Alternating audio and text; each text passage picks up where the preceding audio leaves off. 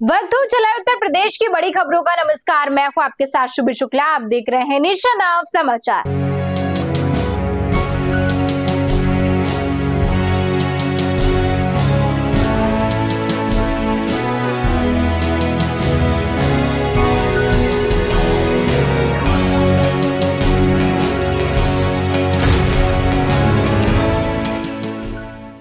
सुल्तानपुर में एक महिला ने अपने पति पर गंभीर आरोप लगाए हैं।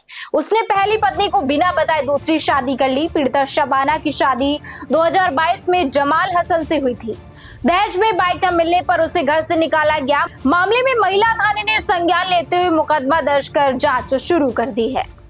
औरैया के HDFC बैंक शाखा में अचानक शॉर्ट सर्किट से आग लग गई, जिससे हड़कंप मच गया। सूचना मिलते ही फायर ब्रिगेड मौके पर पहुंची और समय रहते आग पर काबू पा लिया गया। घटना के दौरान सुरक्षा कर्मी बाल बाल बच गए। राहत की बात यह रही कि कोई भी बड़ा नुकसान या फिर जनहानि नहीं हुई है। प्रशासन ने जांच शुरू कर दी है।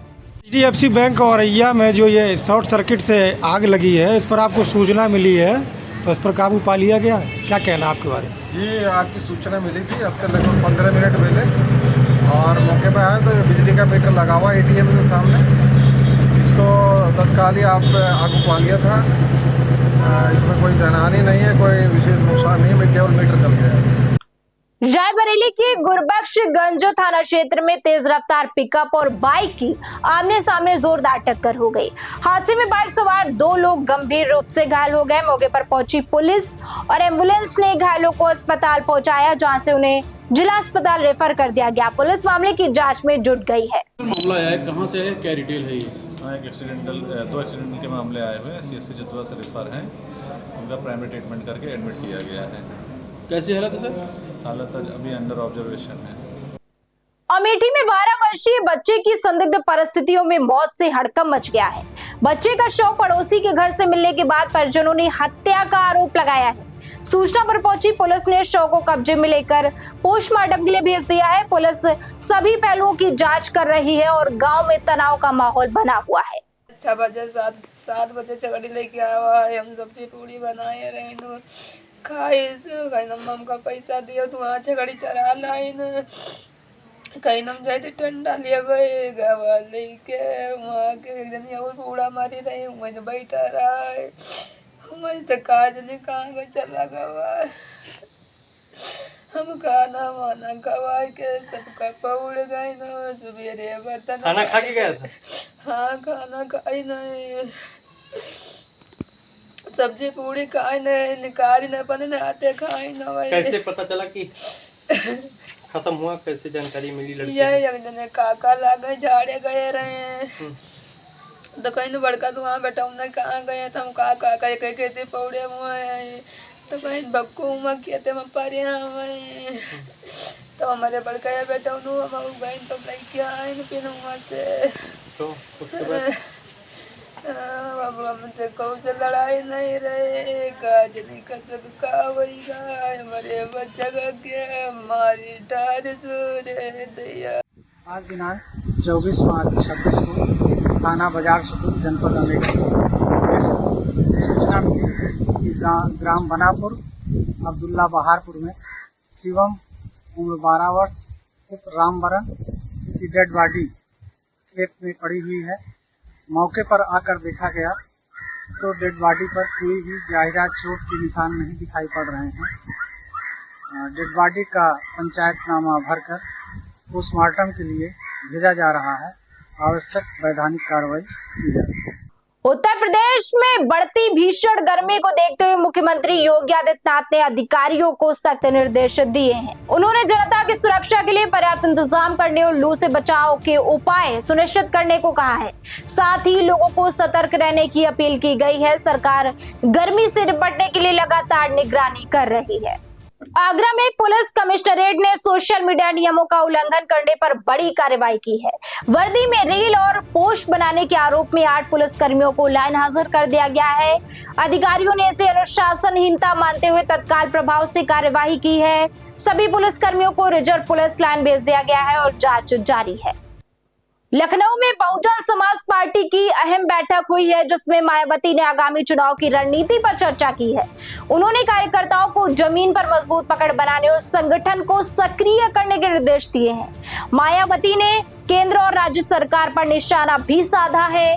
पार्टी ने यूपी में एक बार फिर से सरकार बनाने का दावा मजबूत किया है। बिजनौर में एक अजीबोगरीब घटना सामने आई है, जहां एक डॉगी नोटों से भरा बैग लेकर फरार हो गया। व्यापारी ने बैंक से पैसे निकालकर बैग बाइक पर रखा था, लेकिन नमाज पढ़ने चला गया। वापस आने पर बैग गायब था। घटना का वीडियो सोशल मीडिया पर वायरल हो गया है और लोग ये दृश्य देखकर काफी हैरान रह गए। झांसी में शिवपुरी रोड पर खंभे पर काम कर रहे संविदा कर्मी की करंट लगने से मौत हो गई। आरोप है कि शटडाउन के बावजूद लाइन चालू रह गई थी।